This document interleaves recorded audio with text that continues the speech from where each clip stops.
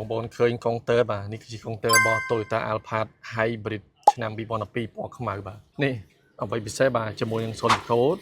ជាមួយនឹង Formica ឈើគឺខ្មៅក្រឹបពីឈុតតែម្ដងអូខេបាទតោះអញ្ចឹងសូមណែនាំថា Toyota Alphard នេះគឺជាឡានមួយដែលបច្ចុប្បន្នកំពុងផ្ទុះការពេញនិយមមែនទែនទាក់ទងជាមួយនឹងការប្រើប្រាស់ជាលក្ខណៈខ្សែក្តីឬក៏បងប្អូនយកទៅប្រើប្រាស់ជាលក្ខណៈដឹកភ្ញៀវក្តីបាទហើយ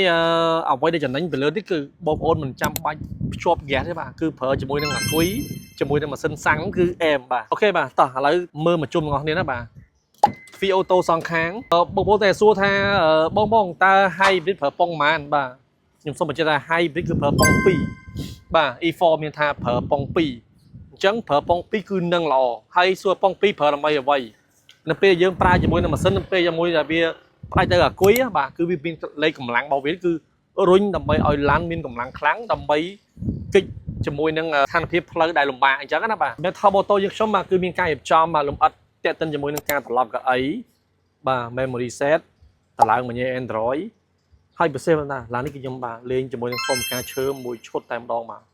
មើលមកគឺតាក់ទាញមែនទែនបាទអូខេអញ្ចឹងទ្វារអូតូសងខាងរៀមលេងជាមួយនឹងកាមេរ៉ាបាន VIP ទៀតបាទអូខេអញ្ចឹងមានថា full ពេញបងប្អូនបាទដែលមិនចាំបាច់ត្រូវការបើកដំបូលអីបាទសូមអញ្ជើញមកមើលនៅ Top Auto